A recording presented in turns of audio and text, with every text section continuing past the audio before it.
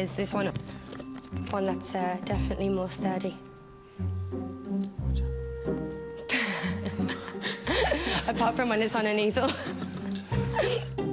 Lastly but not least, we actually spoke to Mr. Bobby Kerr from Insomnia that confirmed that he would be absolutely delighted for us to run any kind of offer in conjunction with Insomnia and the actual bars. So, for example, a customer that buys a coffee can buy the bar half price. Their product is exceptional, and I really kind of believe that if you don't go with this guys, somebody else really is going to take it and run with it. They're going to be huge, and I hope that in 1 year, 5 years or 10 years, we can look back on this company and say that they started in Ireland. Thanks very much. Thank you. Thank you.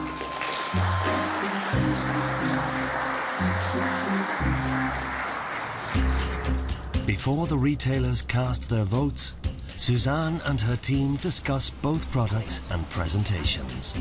I don't think they took the opportunity to tell the local story, and that was very much a part of the brief. The way that they actually tried to represent the company was very poor. Barry maybe was not being 100% truthful in some of his replies. They were both poorly thought out in terms of delivering an overall pitch. The complexity of what they were trying to do was just too much at times. The product had huge potential, but they fluffed it.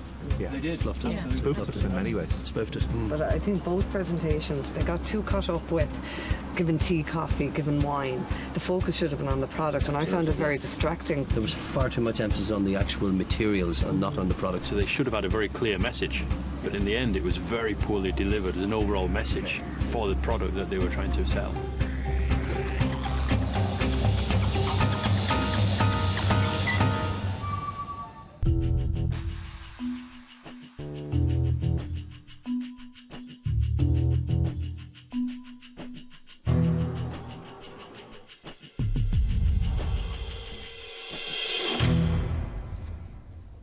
Afternoon, candidates. Afternoon. Suzanne Weldon from Spar has certainly put it up to you lot this week. You had to source a new and exciting Irish product produced by local suppliers and then create a marketing campaign that would motivate shoppers to buy your product. Elevate, who was your PM? I was PMB, Bill. By your unanimous opinion? Yeah, I think so, yeah. So, Will, why didn't you put yourself up?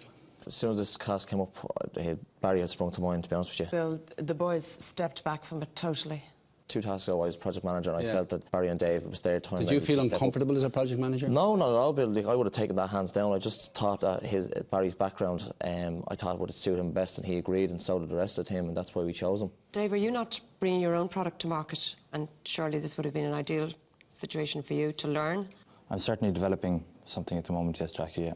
And you're going to be putting it forward in front of a group of people? Potentially, yes, Bill, hopefully. And do you not see this as an opportunity for you? A challenge? Definitely, it was definitely something that I wanted to... But you didn't put your name forward at all?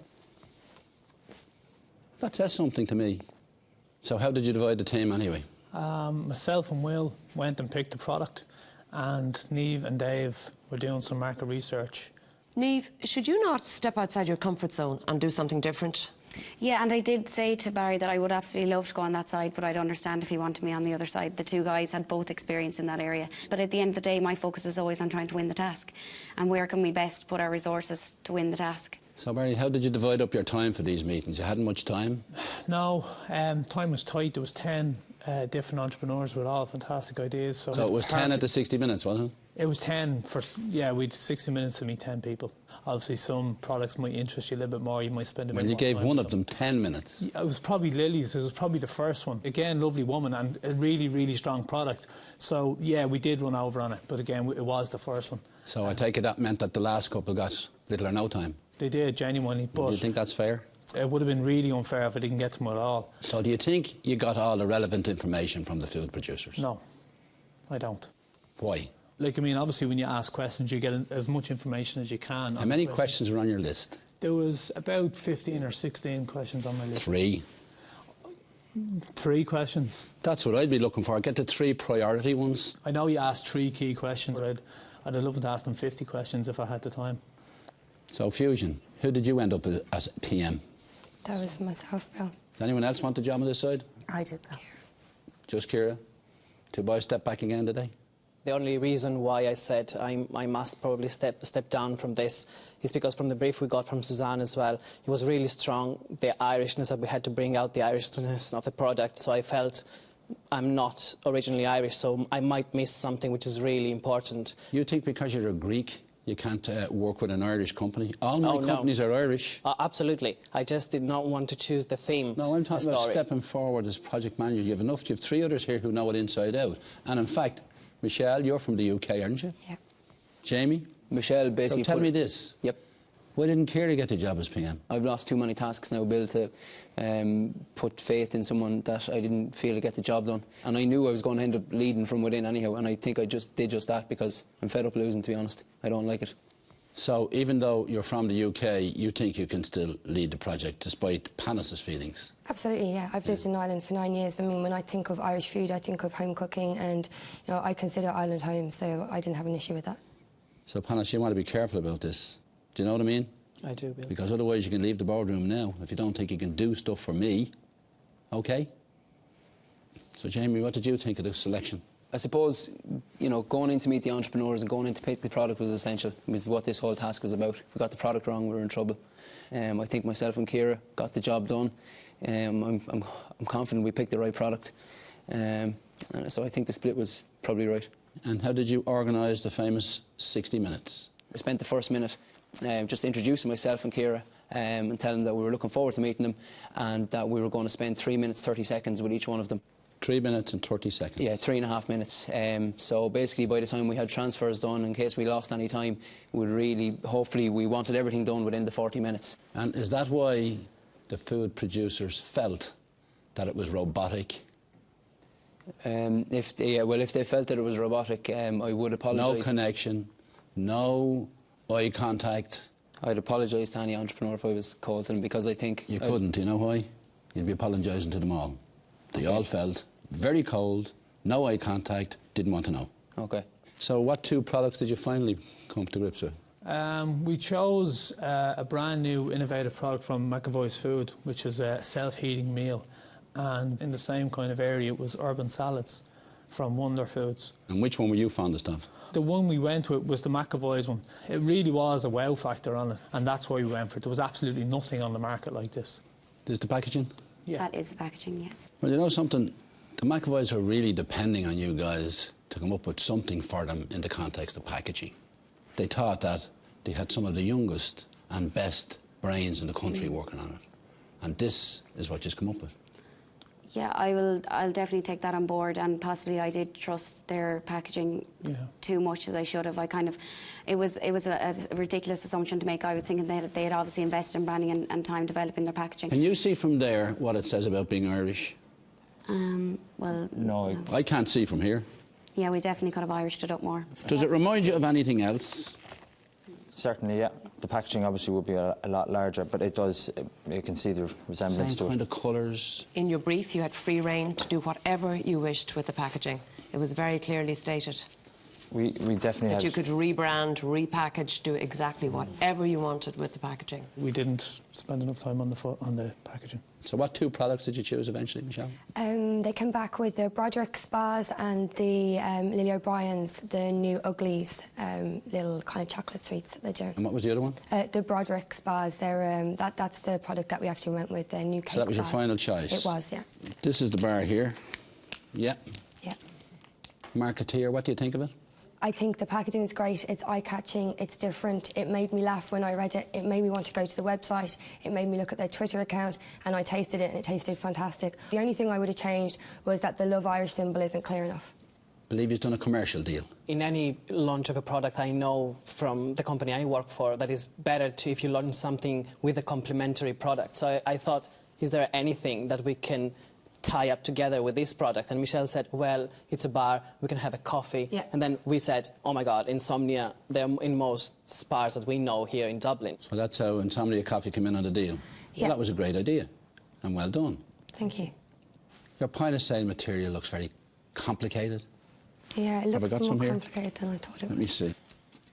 It's different though, and it's eye-catching. Yeah. Love to be able to do something like that.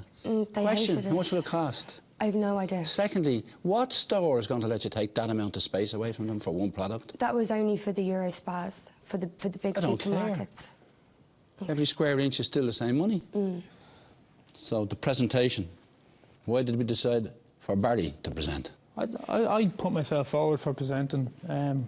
Again? My hand was firmly up to do it, but Barry, at the end of the day, made a decision because So you decided you do it. That was the end of that. Well, I don't think it was like that. Of course I mean, it I'm was. not. Well, you know me from at this stage. I'm not a glory hunter. You know, it's not. I'm not. So you thought you were the best? I mean, the floor was open to both lads for the Q&A. Did they come in? They came in on occasion, but I mean, it was up to nobody. Like I know we answered most of the Sorry, questions. Barry. The two boys were left standing there and said practically nothing. I think you came in very shortly for something very small, and I think you came in for something tiny at the very end. But it looked ridiculous, the two boys standing there saying nothing. So, Barry, you had 3 prototypes of a very original product. Yeah. So how did you show it to the retailers? Basically, we just, on the main tables, we literally pulled the string and gave them the spiel on what the actual product is. So you give them the food? I think the mechanism sells itself, like it is. You showed them the mechanism? We didn't take it out of the box and show it to them. Bill, I honestly didn't have enough information on the mechanism to go into in-depth detail. I'm not looking for in-depth detail. Did you show them exactly how it would work if they were at home with it? No, I literally pulled the string and said that the meal will heat in 5 minutes. That was the USP of it. It was. That's what you had to get across. Yeah. But they never opened it up. You never actually demonstrated the product. All I did was pull it and just left it there, yeah. You just left it there. So what's that? What's happening? Sorry, Bill, That's the impression they got. I'm talking from their point of view. Okay. Overall, they didn't get it. I mean, there was a lot of Q&A. I mean, they did come back with a lot of questions, and I felt... They sure did. They did, yeah. They had a lot of questions asked because the demonstration and presentation didn't do anything for them. And you were doing your spoofing as well, weren't you, with the huge investments that McAvoy's had made in their branding? Yeah, that was definitely an error on my point. Hold it. What did you call it? An error, a big mistake. I call it spoofing. Yeah. And that's mild. And you're inclined to do that, Niamh, aren't you? So, tell me about your decision on the presentation techniques. Kira presented on the project, panellist on the strategy. That was the main bulk of it. Jamie on the finances, and I said I'd take the questions and answers. In the presentation, you didn't tell the retailers about the whole overall project? That was how you were going to do it? Yeah. It was all Broderick's, Bernie and Barry, and Broderick's again, and their lovely story. Nothing about the product.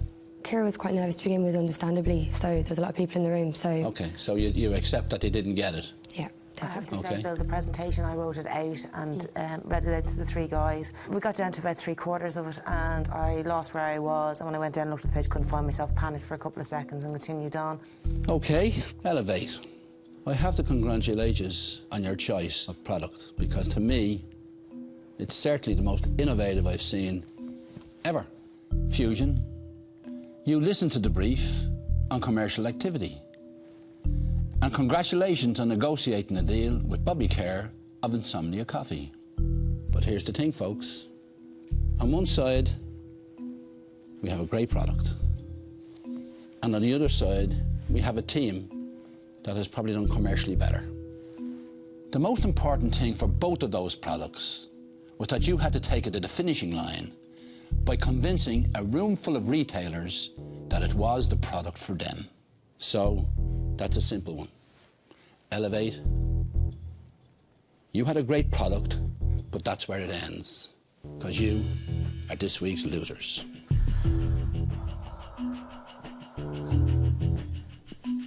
So, for your prize, you had to pick an Irish food product, and as a way of rewarding you, I'm sending you to the home of Made in Ireland products, the Kilkenny store on Nassau Street. You will enjoy a lesson in pottery making, followed by a champagne lunch and some retail therapy as well. So congratulations, and I'll see you all next week. Thank you very much. Good luck, guys.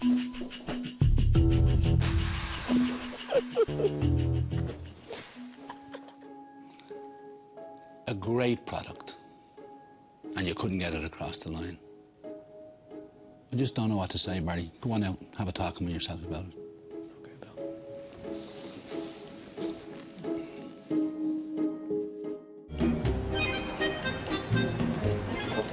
Today I'm going to be taking you through a beginner's lesson in throwing pottery at the wheel. We tried to recreate the Demi and Patrick Swayze moment. Thank God I was Patrick Swayze.